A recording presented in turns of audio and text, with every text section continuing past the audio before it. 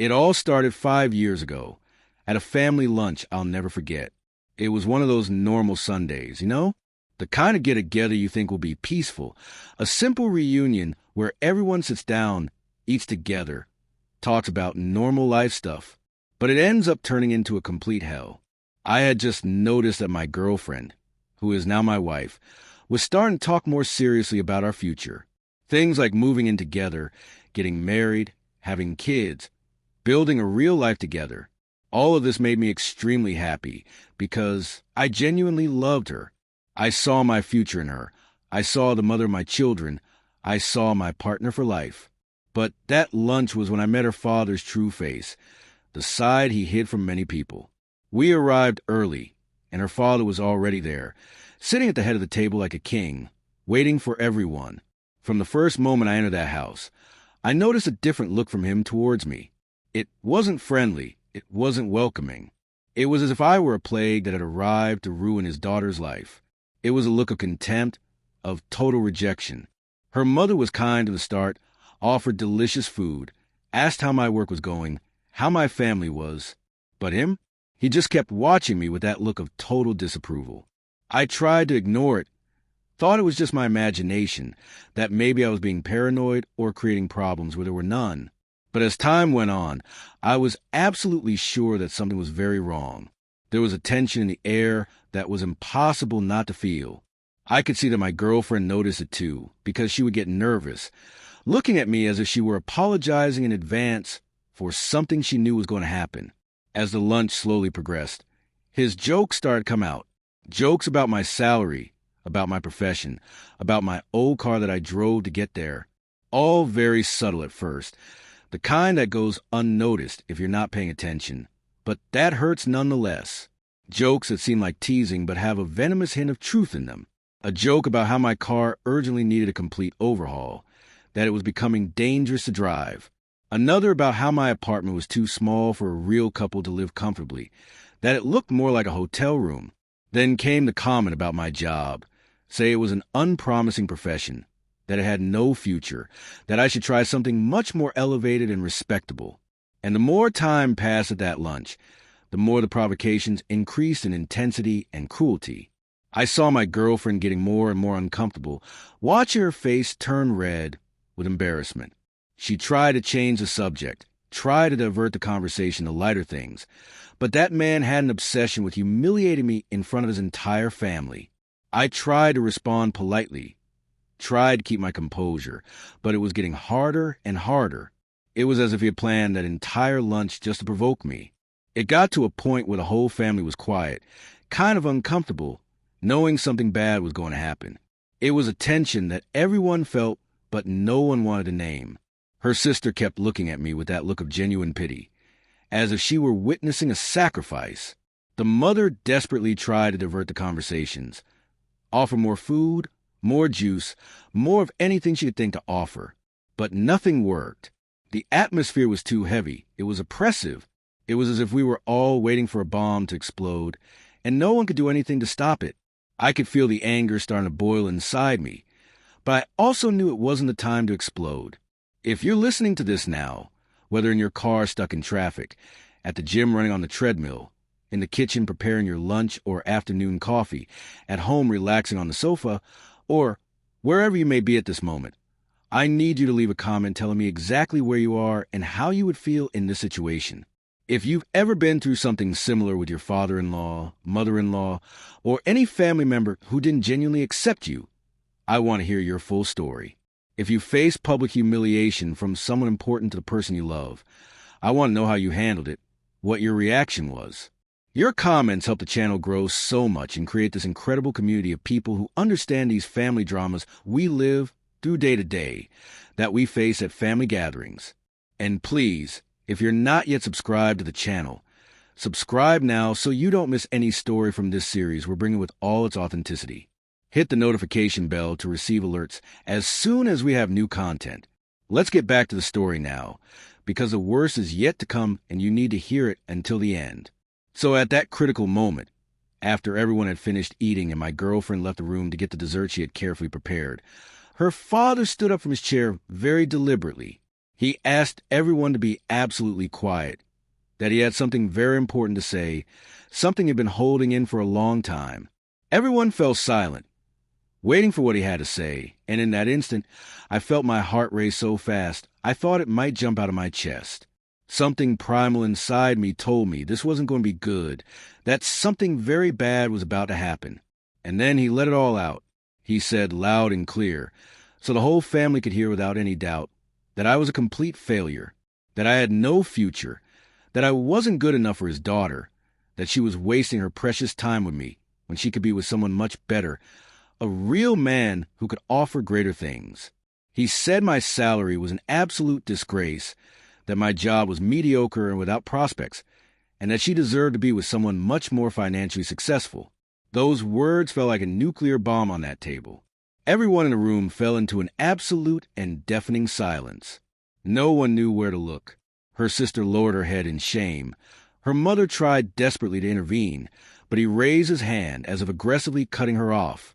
And he kept talking with even more intensity. He said that if she stayed with me, she would be making the biggest mistake of her life, a mistake she would carry for the rest of her days. That he, as a responsible father, had a moral duty to warn her that she was going down the completely wrong path. That I was someone who would drag her down, someone who would limit all her dreams and potential. That he had seen many men like me in his life, and they were all failures. My heart was racing, beating so fast. I felt my face burning, as if smoke was about to come out of my skin. I felt anger taking over my entire body, like hot volcanic lava running through my veins, through my arteries. My fists were clenched so tightly under the table that my nails dug into the palm of my hand. My whole body trembled with pure, uncontrollable fury. I wanted to scream so loudly, I wanted to say much worse and much crueler things to him. I wanted to throw all that humiliation back in his face with double force. But I knew rationally that if I responded with anger, if I let that fury take over, it would make things even worse. It would turn into a family fight that no one would ever get over. So I did what I thought was the most dignified thing in that moment that seemed to last an eternity. I remained absolutely silent. I got up from the chair slowly, very slowly, grabbed my jacket with my hands, trembling with contained rage, and left without saying a single word. I didn't shout, I didn't curse, I didn't make an aggressive scene. I just left the room, and then the house, and that perhaps said much more than anything I could have said in that moment. My girlfriend ran after me, but that moment had deeply marked something inside me. That public humiliation, that absolute disrespect, that cruel judgment made in front of her entire family. I couldn't get it out of my head. I couldn't stop thinking about it. Long days passed, then weeks. Every morning I would wake up thinking about what had happened. I tried to be friendly with her father even after all that, tried to keep the peace from my girlfriend, but there was an invisible and unbreakable wall between us now. Every time I saw him, that lunch scene would replay in my head in very clear and painful detail. Every cruel word he had said echoed in my mind, his every look of disapproval, every expression of disgust on his face. And you know what's worse than you can imagine? Those words began to take root very deeply within me in a way I couldn't control. Sometimes I would wake up in the middle of the night wondering if he was right, if I really wasn't good enough, if she really deserved to be with someone much better than me. Insecurity began to grow like a very aggressive weed, taking over all the mental space I had. That father had planted a very deep, poisonous seed in my mind, and I couldn't get rid of it no matter what. I began to question my worth as a person, my professional ability, my dignity. But then, as the years slowly passed, things began to change very gradually. I started to focus much more on my work, much more intensely than before. I began to study all weekend, to develop myself professionally in a consistent way, to truly grow in all aspects of my life. My salary increased significantly in a short period. Then it increased even more and more again. I bought a much better house, much bigger, much more comfortable than the old apartment where we lived. My car was no longer so old and worn out. It was something I could take anywhere without embarrassment. But more important than all of this, I became a better person in every aspect of my existence. I started to value myself truly, genuinely. I let go of his voice that constantly echoed in my head, saying I was a condemned failure. I married my girlfriend in a beautiful ceremony, surrounded by people I truly loved. We had beautiful children, children we are very proud of. We built a life together that was beautiful, that was real, that was meaningful and fulfilling. And during all this time of transformation, her father continued to watch me from a distance. But now it was different, very different. Now it wasn't disapproval like before. It was as if he were seeing living reality contradict everything, absolutely everything he had said about me. About 5 years after that damned lunch that marked my life so much, he asked me to talk. I was at their house, visiting the family, and he discreetly asked me for us to go out for coffee, just the two of us, away from everyone. My heart raced again, but this time it was different, very different. This time I knew who I was. I had completely rebuilt my self-confidence from scratch, piece by piece. I had overcome that trauma. We went to a nice coffee shop far from there, sat at a corner table, and for a few minutes he said nothing. He just looked at me with that gaze I knew so well. But now it was different too. And then he started to speak with a faltering, trembling voice, almost breaking with emotion. He offered me a sincere apology. He said he was very wrong that day, that he had judged me profoundly wrong, that he had let his personal prejudices speak much louder than reason and truth. He said he'd seen how I had grown over all these years, how I treated his daughter with genuine respect every day, how I was a good, dedicated father to his grandchildren, how I had become a real man, a good man. He said he had a lot of regret in his heart, that he had lost valuable years being prejudiced and bitter towards me when he could have built a much better relationship from the beginning. And then, with his eyes welling up with tears streaming down his face, he begged for my forgiveness genuinely and sincerely. Now, this is the absolutely crucial moment of this whole story. At that point, I could have fed the anger I had held on to so tightly for all those years. I could have let that resentment grow even more and explode. I could have brutally thrown in his face all the horrible things he had done, all the years of suffering he had caused me, all the nights I spent awake thinking so deeply about his words, about the humiliations he inflicted on me. I could have stood up from that table and said things much crueler and much worse than what he had said to me at that lunch. I could have fully fed my revenge. I could have let that hatred flourish. But I didn't do that. In that moment, I realized something fundamental. I realized he wasn't a villain from a movie story. He was just an insecure man, someone who was genuinely afraid of losing his daughter, someone who had his own internal demons he didn't know how to deal with properly. I extended my hand across that table and said I genuinely forgave him, not because he deserved it in a material sense, but because I didn't deserve to carry that absurd weight forever. That forgiveness was much more for me than for him. It was liberating in a way I can't even describe in words. It was as if I had removed a giant, heavy stone from my chest, freeing up space for love, for joy, for peace. After all that, the relationship between us changed completely, profoundly. He began to be truly present, genuinely present, to take a sincere interest in my whole life, in my children, in my work, in my difficulties. He became a dedicated grandfather, a true friend. Of course, the wound still existed. It still exists today, because you don't forget things like that easily. The scars remain, but we learn to live with it in a healthy way. And most importantly, I learned a fundamental lesson that changed my life forever, irreversibly. I learned that revenge heals nothing. It solves absolutely nothing. That responding to violence with violence, anger with anger, only makes things exponentially worse.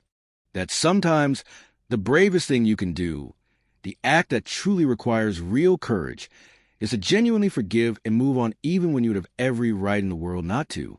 If you're listening to this story and have identified with it in some very deep way, leave a comment telling me your personal experience. If you were also severely humiliated by someone very important in your life, if you also had to choose between anger, revenge, and forgiveness, I want to know how you dealt with it. How did you overcome it? Where are you listening to this story from? Are you in traffic on your way to work on a gray morning? Are you at home during a break in your day? Are you in a moment of deep reflection in your life? Your comments really make a difference and create a sincere community where we understand and support each other. And please, If you like this story and want to hear more stories like it, subscribe to the channel. Hit the notification bell so you don't miss any updates. Because here on the channel, we have many stories of real drama, of genuine redemption, of people who found inner strength to move forward even when absolutely everything seemed to be falling apart and crumbling. Time kept passing, and today I have a much better relationship with my father-in-law than I ever imagined possible. It's not perfect because honestly no human relationship is, but it's sincere and respectful. It's built on genuine mutual respect and a deep understanding of each other. And every time I see him interacting affectionately with my children, every time he asks how everything is going with me, every time he gives me a sincere and genuine hug, I vividly remember that terrible lunch from 5 years ago. And you know what's really interesting? The very thing he said I would never be, I ended up becoming. Not because I wanted to prove something to him specifically. It wasn't about proving him wrong, but because I believed in myself when absolutely no one else did. My salary does not define my worth as a human being. My profession does not define who I am as a person deep down. My house, my car, none of it, absolutely none of it, defines my essence and my value. That man was so genuinely afraid of losing his daughter that he ended up almost completely losing his relationship with her because of his toxic behavior. If he hadn't sincerely apologized, if he hadn't truly changed, if he hadn't recognized the profound mistakes, everything could have been very different, much more tragic. The lesson I leave you with is this, and it's very important. Do not, under any circumstances, let the words of other people, even those close to you, define you completely. Don't let the judgment of others, which can be so destructive, sink you into darkness. Because you are much, much more than what other people think of you. You are much more than your salary, your profession, your car, or your material house. You are valuable, intrinsically valuable, simply for existing and for being who you genuinely are. And if someone doesn't see that, if someone can't recognize your worth, the problem isn't yours. The problem is entirely with them and their own insecurities. And one more thing that is very important for you to know. Revenge is not always the answer you're looking for. Sometimes the bravest and most powerful thing you can do is to genuinely forgive. Forgiving doesn't mean you were right and the other person was wrong. Forgiving means you chose your mental peace and emotional health above all else. And believe me with all the sincerity I have, your peace of mind is worth much, much more than any material victory over someone. If this story deeply touched your heart, leave your comment right now. Say where you are, how you felt listening to this until the end. If you identified with the situation, share it with someone you think urgently needs to hear this story. Because often, we need a powerful reminder that we are not alone in our pain, that other people have also gone through public humiliations, cruel judgments, deep feelings of not being good enough, and that despite everything, despite all the pain, we can move forward strongly, we can genuinely grow, and we can even forgive those who hurt us so deeply. Thank you so much for being here, for listening to this story until the very end. Subscribe to the channel right now. Hit the notification bell, and I'll see you in the next story, which will be just as impactful as this one. Until then, and may you find true peace in your life.